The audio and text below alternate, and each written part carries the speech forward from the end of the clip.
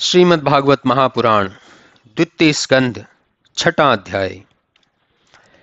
भगवान के विराट रूप में भिन्न भिन्न चीजों की उत्पत्ति वर्णन तथा उनके गुणों का कथन। ब्रह्मा जी बोले, हे वत्स नारद, इस प्रकार उस विराट के मुख से अग्नि तथा छंदों की उत्पत्ति हुई। उसकी त्वचा से 7 धातुएं और अन्न मधुरादिक 6 रस से अधिष्ठाता वर्ण उनकी जीवा से उत्पन्न हुए। इसके पश्चात यह जो हम लोगों के प्राण अर्थात जो पवन की उत्पत्ति का स्थान है वह उनकी नासिका है। फिर उस भगवान की घ्राणेन्द्रिय से अश्वनी कुमार, देवता, औषधि और समस्त सामान्य तथा विशेष गंध उत्पन्न हुए। फिर इसके चक्षु इंद्रिय से रूप और रूप के प्रकाशक नेत्रों की उत्पत्ति हुई तथा स्वर्ग और सूर्य उस विष्णु जी के नेत्र गोलक हुए। दिशाएं, तीर्थ उस विराट के कान हैं। आकाश तथा शब्द भी उनके श्रवण से ही उत्पन्न हुए हैं।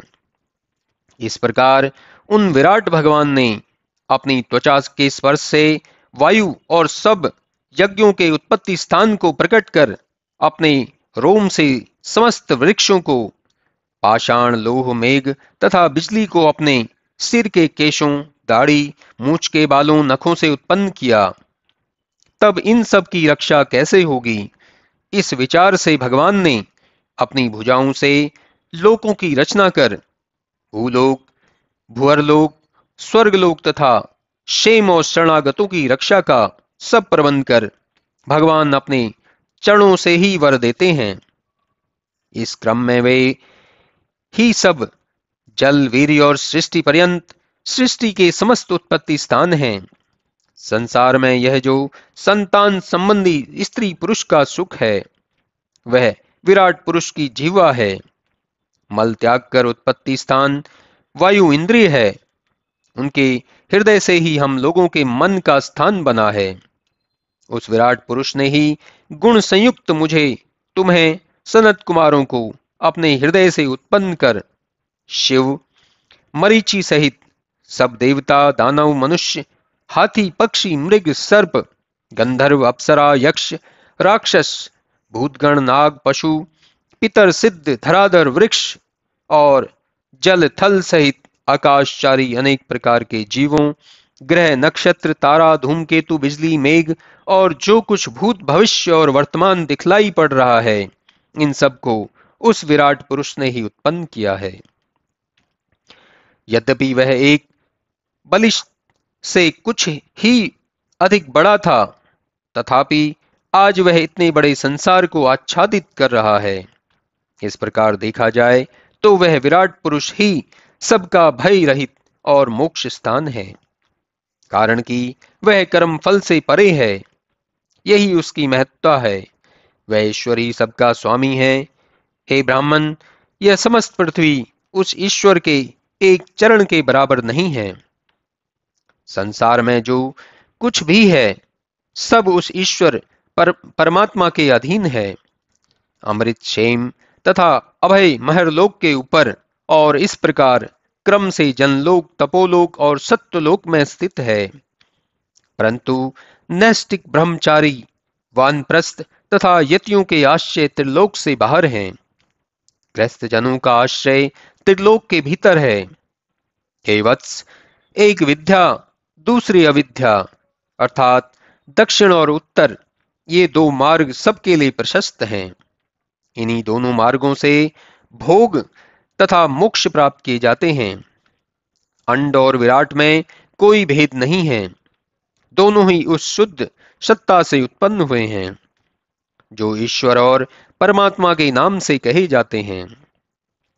हे नारद, जब मैं इन परमात्मा पुरुष की नाभि में उत्पन्न हुए कमल से उत्पन्न हुआ तो मैंने पुरुष के अंगों के सिवा और कुछ यज्ञ सामग्रियों को नहीं जाना, परंतु बाहर आने पर मैंने यज्ञ की सब सामग्रियों को भली भांति विचार कर संग्रह किया, क्योंकि मुझे पुरुष के सब अंग प्राप्त हो चुके थे। मैंने अपनी युक्तियों से सब कुछ करके देख लिया था। जब मैंने यज्ञ की सब सामग्रियों को एकत्र कर यज्ञ पुरुष ईश्वर को यज्ञ के द्वारा प्रसन्न किया, तब मुझे ऐसा करते देखकर तुम्हारे भाई इन नव प्रजापतियों ने भी सावधान होकर इंद्रादिक रूप से व्यक्त पुरुषों की पूजा कर उन्हें संतुष्ट किया। इसके पश्चात समय आने पर अन्य मनु तथा ऋषि लोगों ने भी भगवान विष्णु की पूजा की तथा पितर देवता एवं मनुष्यों ने भी यज्ञों के द्वारा उन भगवान विष्णु का पूजन किया, जो स्वतः निर्गुण है और जो सृष्टि के आदि में माया के अनेकों गुणों को ग्रहण करते हैं। उन नारायण भगवान में यह सारा संसार अधिष्ठित है। हे नारद, मैं उन्हीं भगवान की आज्ञा पाकर सृष्टि की रचना करता हूँ। उन्हीं के वश में रहकर महादेव जी संहार करते हैं और वह परम मायावी पुरुष रूप से संसार का पालन करता है। हे तात, तुमने जैसा मुझसे पूछा था वह सब मैंने तुम्हें बतला दिया। भगवान के अतिरिक्त इस कार्य कारण रूप सृष्टि में और कुछ करने वाला नहीं है। मैंने जो कुछ किया है वह सब उन्हीं की कृपा से है, क्योंकि मैंने सस्नेह हृदय से उन भगवान की उपासना की। बस इस कारण से मेरी वाणी कभी मिथ्या नहीं होती। इस प्रकार मैं जो कुछ भी गति विगति सोचता हूं वह कभी मिथ्या नहीं होती। इसका कारण यह है कि मेरी इंद्रियां कभी असत्य मार्ग में नहीं पड़ती हैं। मैं साक्षात वह वेदमय तथा तपोमय हूं, जिसे प्रजापति भी प्रणाम करते हैं। परंतु इस प्रकार के निपुण योग में स्थित रहकर भी मैं उस ईश्वर को नहीं जान सका जिसने हमें जन्म दिया। यद्यपि उन मंगलमय कल्याण कारण अपने शरणागतों को आवागमन से मुक्त करने वाले भगवान को मैं नित्य ही प्रणाम करता हूं, तथापि मैं उन्हें आज तक पूर्ण रूप से जान न सका। जब भला मेरे जैसा सावधान तपस्वी भी उनका परिचय न जान सका, तब श्रद्धालुजन उन्हें कैसे जानेंगे। जब भला उन परमार्थ स्वरूप ईश्वर को न मैं जानता हूं और न तुम लोग जानते हो, तो अन्य देवता कैसे जानेंगे। परंतु वह ईश्वर स्वयं कर्ता, अधिकरण, साधन और कर्म रूप है। वही महाप्रलय में सृष्टि करता, पालन करता और पुनः उसका संहार करता है। वह आदि अंत से रहित, अभेद्य और अद्वैत है। वह सब संदेह से रहित और स्थिर है। वह शुद्ध तथा केवल ज्ञान है। उसे शांत मन से शुद्ध अंतःकरण वाले ही जानते हैं। वह दुष्टों कुतर्कियों को नहीं दिखलाई पड़ते।